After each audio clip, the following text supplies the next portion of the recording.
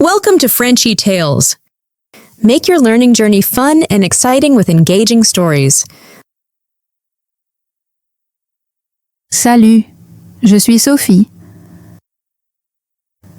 Aujourd'hui, je veux partager une histoire sur quelqu'un qui a eu un grand impact dans ma vie. Ma professeure préférée, Madame Carter.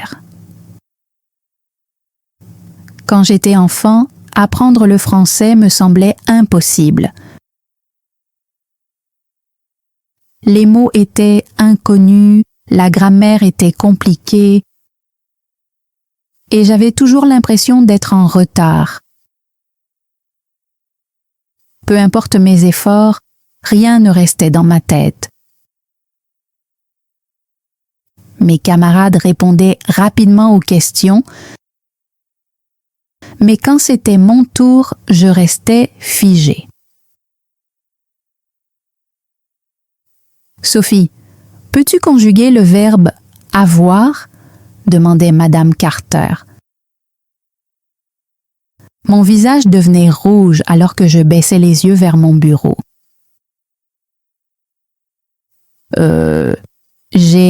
Tu as? Hésitai-je, essayant de me souvenir de la suite. Madame Carter ne se fâchait jamais. Elle souriait et hochait la tête. Bon début! Maintenant, souviens-toi du schéma. Il, elle, on... Ah! Chuchotai-je. Oui, tu vois, tu apprends. C'est une question de pratique. Mais peu importe combien de fois elle m'encourageait, je me sentais toujours comme un échec. Le cours de français était devenu le moment de la journée que je redoutais le plus. Chaque fois que je devais lire à voix haute, mon cœur battait fort. Les mots semblaient lourds dans ma bouche, étranges et peu naturels. J'entendais mes camarades chuchoter quand je faisais une erreur de prononciation, et cela me donnait envie de disparaître. À la maison, ce n'était pas mieux. Mes parents se disputaient souvent et notre maison était toujours pleine de bruit. Je n'avais pas d'endroit calme pour étudier. Même quand j'essayais, mon esprit était distrait. Je fixais mon manuel de français, les mots devenant flous. Pourquoi est-ce si difficile? Un après-midi, après un autre quiz raté, je suis restée assise pendant que les autres élèves partaient. Je n'avais pas prévu de parler à Madame Carter, mais elle m'a remarqué fixant ma feuille. « Sophie, dit-elle doucement, apprendre une langue, c'est comme gravir une montagne. Tu n'atteindras pas le sommet en un jour, mais si tu continues, pas à pas, un jour tu te retourneras et verras tout le chemin parcouru. » Je voulais la croire, mais c'était difficile. « Je ne suis juste pas douée pour ça, » murmurai-je. « Ça n'a aucun sens pour moi. Les autres apprennent si vite. » Madame Carter secoua la tête. Chacun apprend à son rythme. Mais tu peux apprendre, Sophie. Je le vois. N'abandonne pas. Je n'étais toujours pas sûre. Mais quelque chose dans sa façon de le dire m'a donné envie d'essayer un peu plus. Les semaines suivantes, J'ai fait plus d'efforts. Je restais parfois après le cours pour demander de l'aide à Madame Carter. Elle avait toutes sortes d'astuces pour faciliter l'apprentissage. Les verbes français peuvent être compliqués, mais pense à eux comme à un rythme, a-t-elle dit un jour en tapotant ses doigts sur le bureau. J'ai, tu as, il a, elle a, ça a un rythme. Essaye de le dire avec moi. Nous avons répété les mots ensemble en tapant des mains. Pour la première fois, cela ne me semblait plus si insurmontable. Un autre jour, elle m'a parlé des mots apparentés. Des mots qui sont similaires en français et en anglais. Regarde important et important, même orthographe, ou animal et animal. Tu connais déjà plus de français que tu ne le penses. Cela m'a donné un peu d'espoir. Peut-être que je n'étais pas complètement perdue. Elle rendait aussi l'apprentissage amusant. Au lieu de fiches ennuyeuses, elle apportait des chansons et des petites histoires. Un jour, elle nous a fait jouer une scène du Petit Prince. Une autre fois, nous avons joué à un jeu où nous devions décrire un objet uniquement avec des mots français. Même si j'étais nerveuse au début, j'ai commencé à aimer ça. Un jour, elle nous a demandé d'écrire une lettre à un ami imaginaire francophone. J'ai eu du mal au début, mais ensuite, quelque chose d'étonnant s'est produit. J'ai écrit un paragraphe entier sans chercher trop de mots. Ce n'était pas parfait, mais c'était le mien. Pourtant, peu importe mes progrès, j'avais encore des doutes. Il y avait des jours où je voulais abandonner, où je pensais que je n'y arriverais jamais. Un après-midi, après avoir complètement raté un examen oral, je me sentais abattue. Je n'y arriverai jamais, soupirai-je en refermant mon manuel. Madame Carter s'est assise à côté de moi. « Sophie, sais-tu quelle est la chose la plus importante pour apprendre une langue ?» J'ai secoué la tête. Ce n'est pas la grammaire, ce n'est pas le vocabulaire, c'est croire en toi. Elle m'a regardé droit dans les yeux. Si tu penses que tu ne peux pas y arriver, tu abandonneras avant même d'essayer. Mais si tu continues, même quand c'est difficile, un jour, tout fera sens. Je voulais la croire, vraiment. Mais à ce moment-là, je n'étais pas sûre que quoi que ce soit puisse jamais cliquer pour moi. Pourtant, j'ai continué, j'ai étudié plus dur. J'ai pratiqué à parler même quand j'avais peur de faire des erreurs. J'ai commencé à lire des livres simples en français, à répéter des phrases à voix haute dans ma chambre, même si je me sentais ridicule. J'ai écouté des chansons françaises en repérant les mots que je reconnaissais. Et petit à petit, les choses ont commencé à avoir du sens. Les mots ne me semblaient plus aussi étrangers. La grammaire commençait à s'assembler. Je n'étais toujours pas la meilleure élève de la classe, mais je n'étais plus la pire non plus.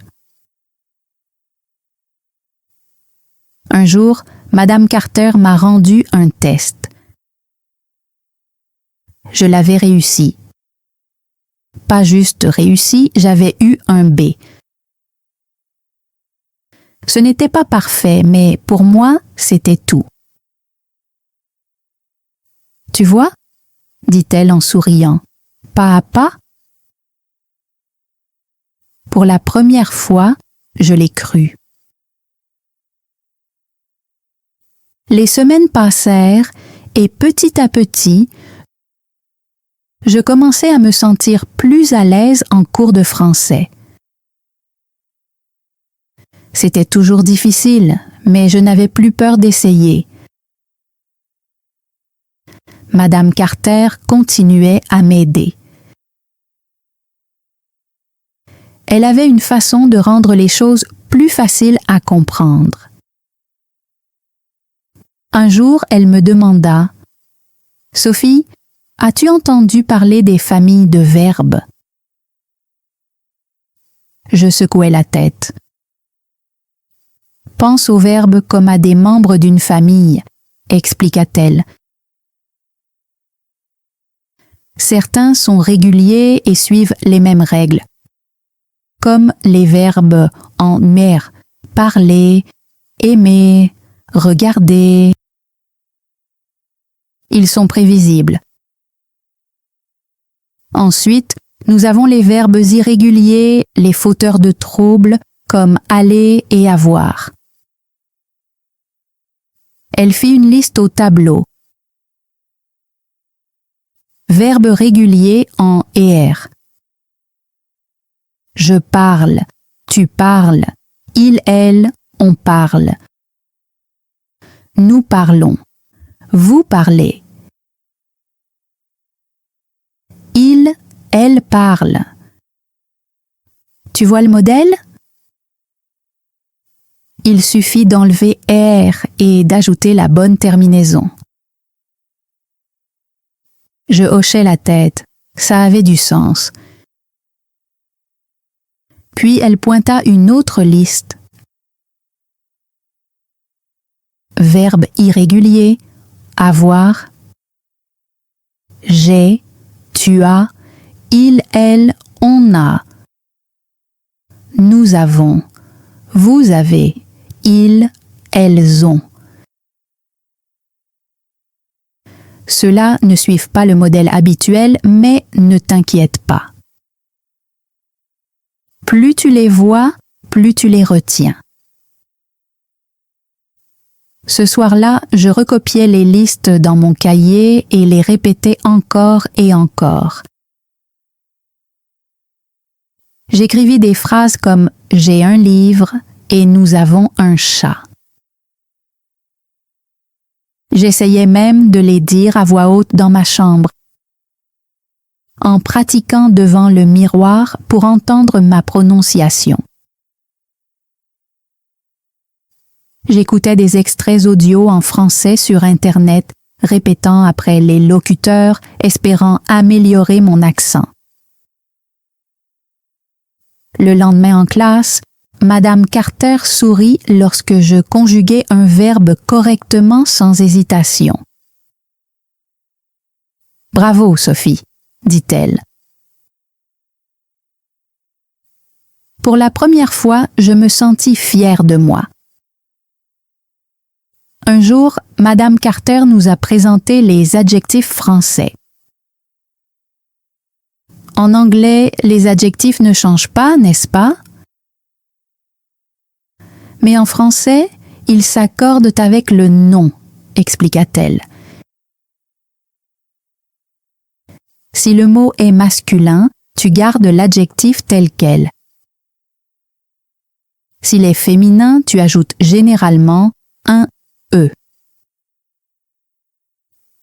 Elle écrivit au tableau « Un chat noir » masculin, « Une maison noire » féminin. Et si c'est au pluriel, tu ajoutes un S. Ajouta-t-elle. Des chats noirs. Des maisons noires. Ce soir-là, j'essayais de faire des phrases dans mon cahier. Mon frère est grand. Ma sœur est grande. Mes amies sont intelligentes. J'essayais même de décrire des objets dans ma maison. La table est grande, les chaises sont bleues. Peu à peu, cela commença à avoir du sens. Le prochain grand défi fut le passé composé. Pour parler de quelque chose dans le passé, il faut 2 parties, expliqua Madame Carter.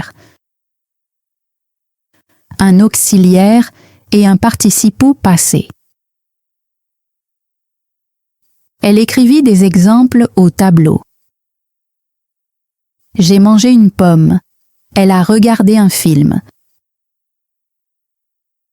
La plupart des verbes utilisent avoir comme auxiliaire. Mais certains verbes prennent être comme aller, partir et venir.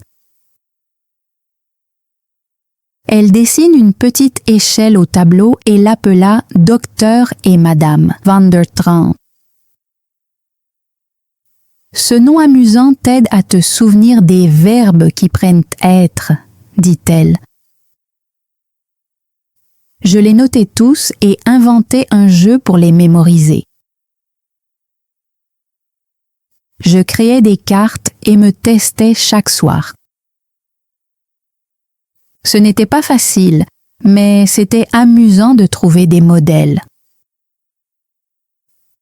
Je commençais aussi à repérer ces mots dans les chansons et les livres en français, ce qui les rendait plus familiers. À mesure que je progressais, je participais davantage en classe. Quand Madame Carter demanda des volontaires pour lire, j'hésitais puis je levai la main. « Vas-y, Sophie », dit-elle. Je pris une grande inspiration et lus un court passage de notre manuel. Je trébuchais sur certains mots, mais je ne m'arrêtais pas. Quand j'eus fini, Madame Carter applaudit. C'était excellent. Tu vois, tu progresses. Je souris. Pour la première fois, je la crus. Un jour, elle nous donna un nouveau défi. Écrire un court paragraphe sur notre routine quotidienne. Utiliser des verbes au présent et essayer d'ajouter des adjectifs, dit-elle. J'écrivis « Je me réveille à 7 heures. Je mange du pain et je bois du lait. Ensuite, je vais à l'école. Après l'école, je fais mes devoirs et je regarde la télé. Ce n'était pas parfait, mais Madame Carter écrivit un grand bravo sur ma copie. Encouragée, je commençai à écrire des phrases plus longues. Le matin, je me lève tôt et je prends une douche. Ensuite, je mange un croissant avec du jus d'orange. À l'école, j'écoute la professeure et je parle avec mes amis. Après l'école, je rentre à la maison et je joue avec mon chien. Voir mes progrès sur papier me donna envie de continuer à apprendre. Vers la fin de l'année scolaire, elle nous donna un test d'écoute. J'étais nerveuse, mais j'avais beaucoup pratiqué. Quand l'audio commença, je compris plus de mots qu'avant. je reconnus des verbes et des phrases familiers, et même si je manquais quelques mots, je compris le sens général. Quand je reçus ma note, j'avais réussi. Ce n'était pas parfait, mais c'était une énorme amélioration. Madame Carter me sourit. Tu vois, pas à pas. Ce jour-là, je crus enfin qu'un jour, le français pourrait vraiment cliquer pour moi. Pour me challenger, je commençais à regarder des dessins animés en français avec des sous-titres. Au début, je ne comprenais que quelques mots, mais petit à petit, j'en reconnaissais de plus en plus. Je gardais un cahier de nouveaux mots et les révisais chaque jour. Parfois, j'essayais même de penser en français. Juste de petites pensées comme « Où est mon cahier ?» ou « J'ai faim ». Le français ne me semblait plus être une montagne impossible à gravir. Au contraire, c'était devenu un voyage que j'étais enfin excitée de faire. Les années passèrent et je n'ai jamais oublié les mots de Madame Carter. Apprendre le français avait été l'une des choses les plus difficiles pour moi, mais j'avais continué, pas à pas. À la fin du lycée, je pouvais lire, écrire et même tenir des conversations en français. Ce n'était pas parfait, mais j'étais fière du chemin parcouru. Chaque fois que je conjuguais un verbe correctement ou que je comprenais une phrase entière dans un film français, je ressentais une petite victoire intérieure. C'était comme si j'avais découvert une nouvelle partie du monde, une langue secrète qui m'avait autrefois semblé si inaccessible. La vie avança rapidement. J'entrai à l'université, j'étudiais avec assiduité et, finalement, je devins médecin. Mes journées étaient remplies de longues heures à l'hôpital, à rencontrer des patients, diagnostiquer des maladies et aider ceux qui en avaient besoin. Le travail était difficile mais gratifiant. Et souvent, dans les moments d'épuisement, je repensais à Madame Carter et à ses encouragements. Cela me rappelait que tout, même les choses les plus dures, devenaient plus faciles avec de la persévérance. J'ai souvent pensé que l'apprentissage de la médecine ressemblait beaucoup à celui du français. Compliqué, parfois accablant, mais incroyablement satisfaisant quand tout finissait par avoir du sens. Un jour, j'appris que Madame Carter avait pris sa retraite et vivait désormais dans une maison de retraite. J'étais surprise. Elle avait toujours été si pleine d'énergie en classe, si passionnée par l'enseignement. J'avais du mal à l'imaginer vieillissant, seule dans un endroit silencieux. Elle n'avait plus de famille proche, personne pour lui rendre visite. Cela ne me semblait pas juste. Après tout ce qu'elle avait donné à ses élèves, elle méritait plus.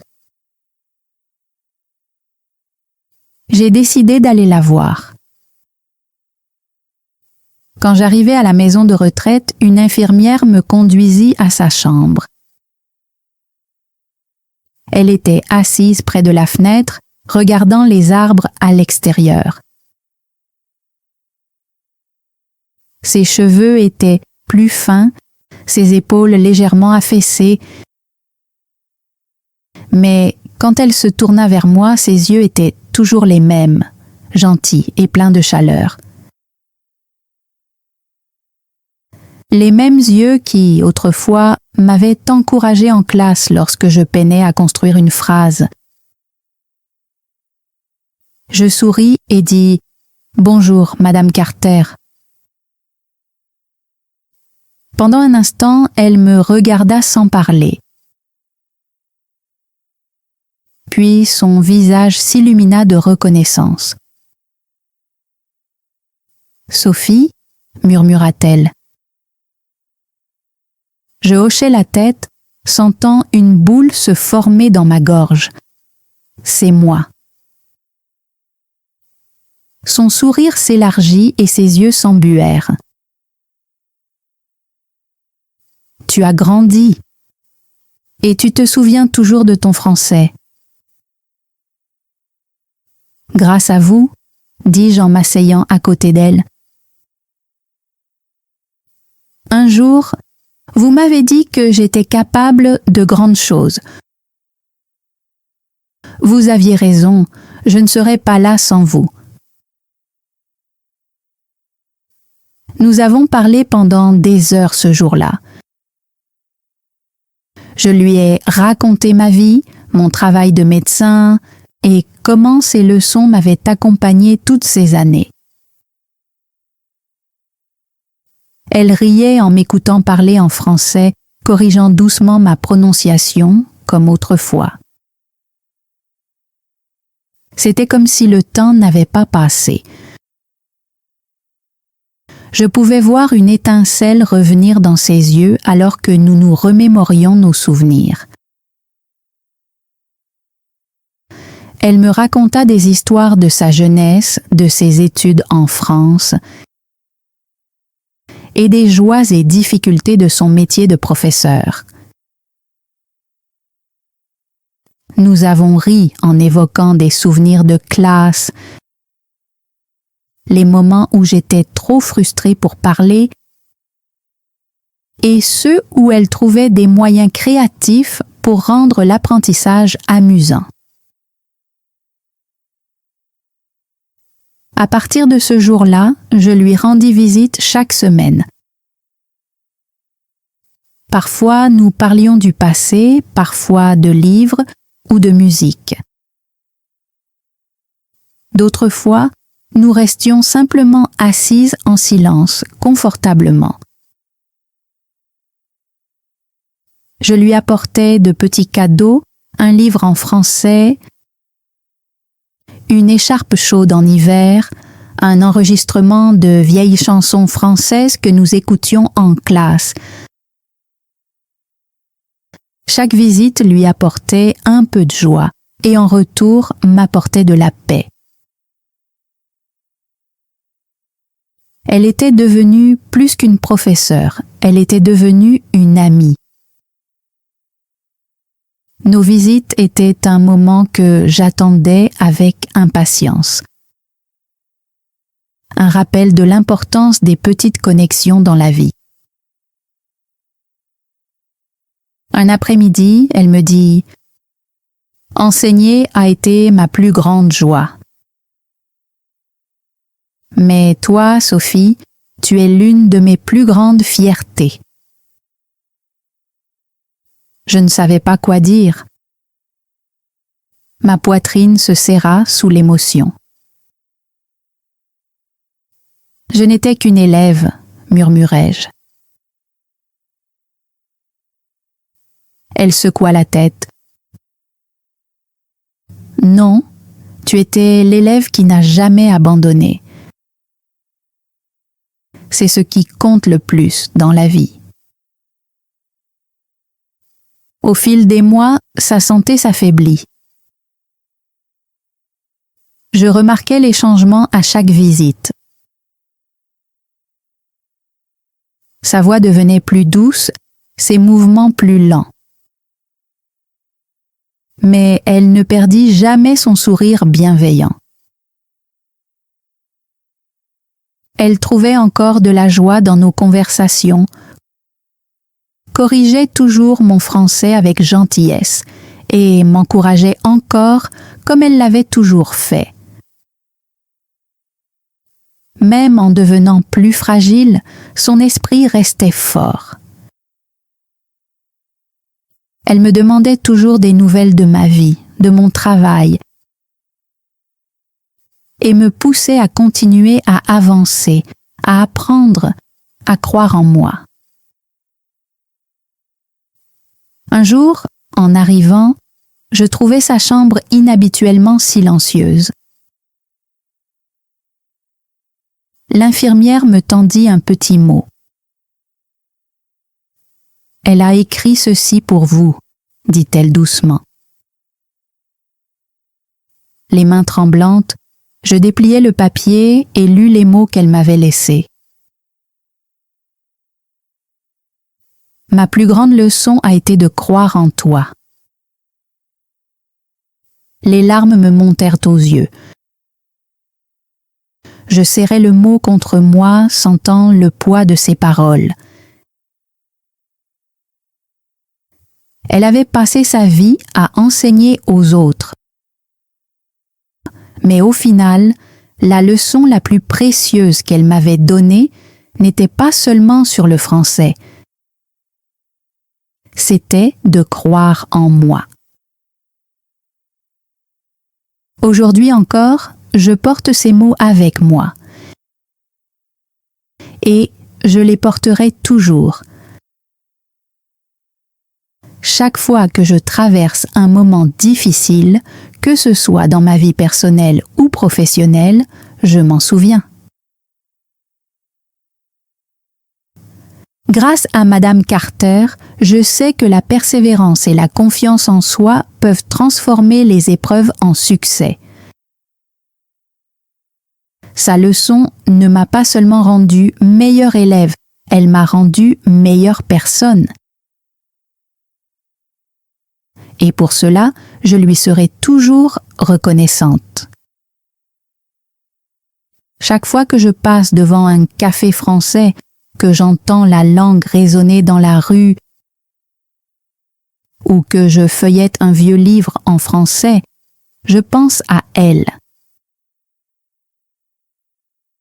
Elle vit encore, non seulement dans mes souvenirs, mais dans chaque défi que j'affronte avec courage, dans chaque élève que j'encourage et dans chaque croyance que je nourris sur le pouvoir de l'apprentissage. Ces leçons ne s'effaceront jamais. Thanks for joining Frenchy Tales. Don't forget to like, subscribe, and keep learning through stories. See you next time.